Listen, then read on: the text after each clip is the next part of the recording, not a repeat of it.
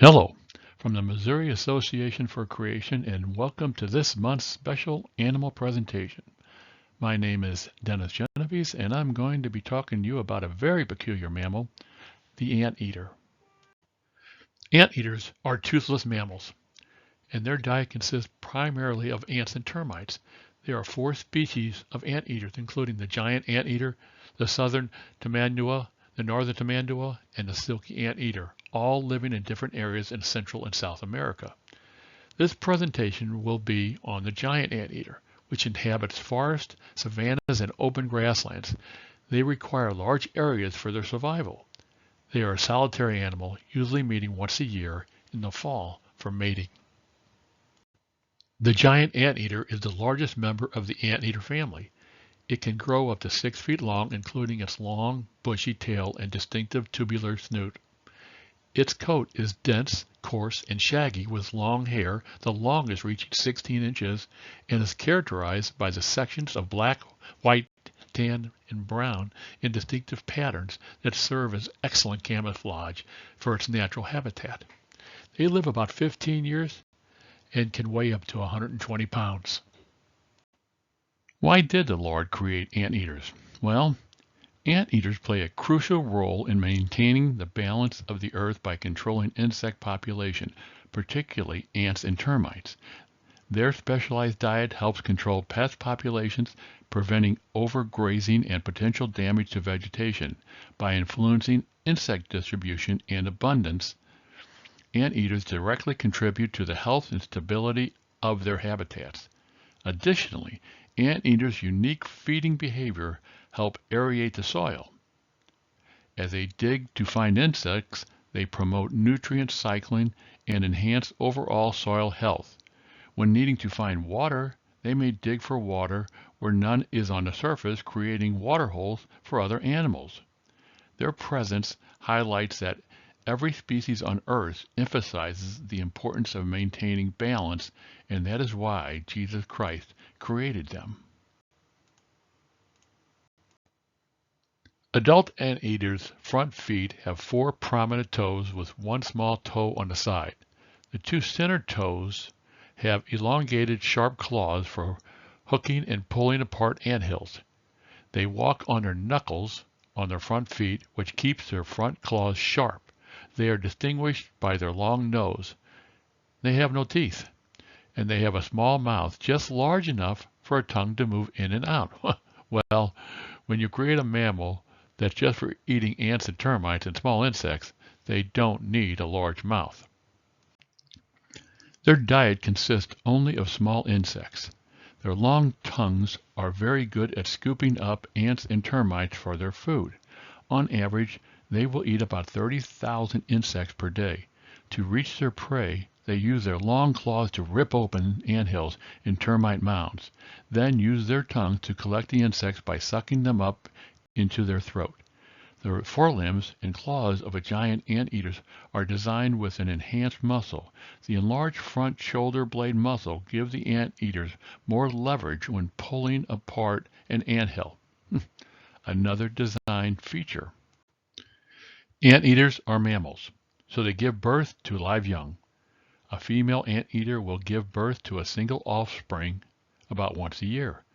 The mother will carry her baby on her back between 6 months and up to 2 years. Anteaters have rubbery skin, which is great for them because when breaking into the nest, there is going to be a lot of angry ants biting him, trying to drive him away. But with the rubbery skin and coarse hair to help protect him, and guess what? The skin is even thicker around the nose and mouth, so he can withstand the bites for about 2 minutes and then move on, which does not ruin the nest, and the ants can rebuild. So the anteater has a constant source of food to go back to. Anteaters have very poor eyesight, but they have a keen sense of smell, 40 times that of a human to get around.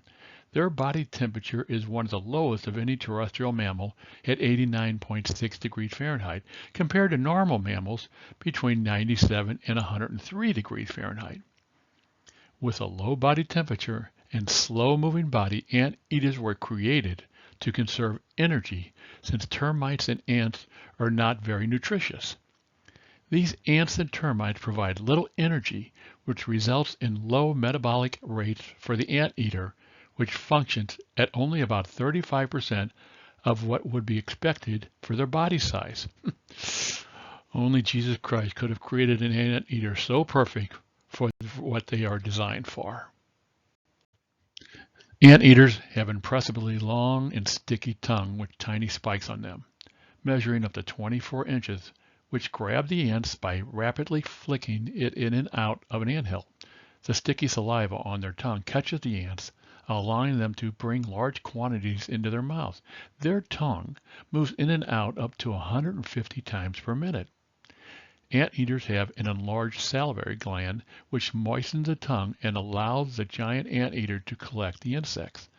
The tongue is thin, sometimes bright red in color, and covered with hundreds of backward curved hooks. These hooks, along with the abundant amount of sticky saliva, capture the tiny insects and deliver them straight down the throat without chewing.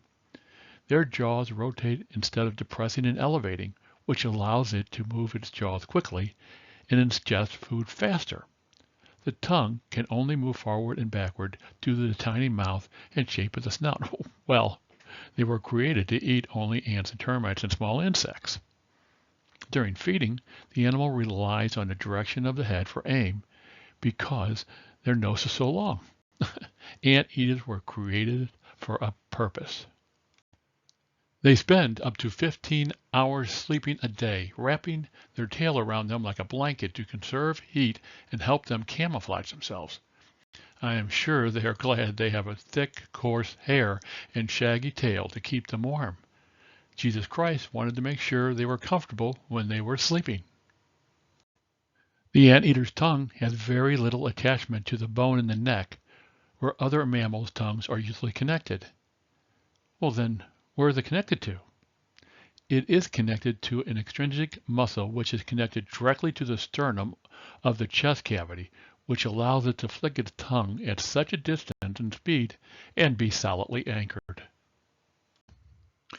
Where does this huge tongue go in the mouth when the anteater is not eating? Well, it rolls up into an elongated secondary palate in the cranium, where the long retractable tongue is stored when not in use, like rolling up a scroll, allowing the animal to breathe freely even when its tongue is retracted. Again, only our Creator, Jesus Christ, could create such a marvelous animal. Here's a little known fact. All mammals have hydrochloric acid in their stomachs. It is a primary component of gastric juice, which is secreted by glands in the stomach lining and plays a crucial role in the digestion of food by creating an acidic environment to break down proteins and kill bacteria. But the anteaters don't have that acid. Anteaters have formic acid in their stomach because they don't produce their own stomach acid. Instead, they rely on the formic acid present in the ants and termites they eat to aid in digestion, as these insects naturally secrete this chemical as a defense mechanism. They also have specially designed stomachs which has hardened gastric folds, which other mammals are elastic. These folds grinds and crushes the ants and termites, assisted by some sand and soil which the anteater ingested. It is the only mammal that does not have hydrochloric acid. When threatened, giant anteaters will rear up on their hind legs using their large tails for balance and their powerful claws for defense. Their claws can be up to 4 inches long and are strong enough to rip open an anthill or termite mound. If you want to see more about giant anteaters in action, go to YouTube and type in anteaters. You will see them in action. Well, now you see the attributes of a giant anteater: special tongue, special mouth, special stomach acid, special rubbery skin, special long claws, special salivary glands. And Jesus Christ created them on day 6 with all the other animals. Wow.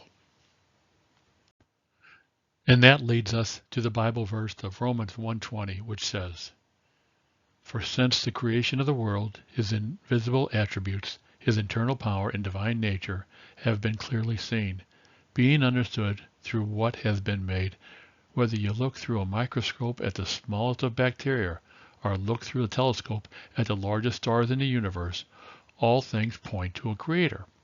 He's not hiding, but he can be clearly seen through his creation, so much so that this verse ends with, so that they are without excuse. No one can look at creation and say there is no God. In the end, we all have no excuse in seeing his divine nature and knowing that he exists. And that's why Missouri Association for Creation is here, to bring forth these amazing features and proclaim Jesus Christ as an awesome and amazing God who created all things. He alone is worthy of our worship and praise.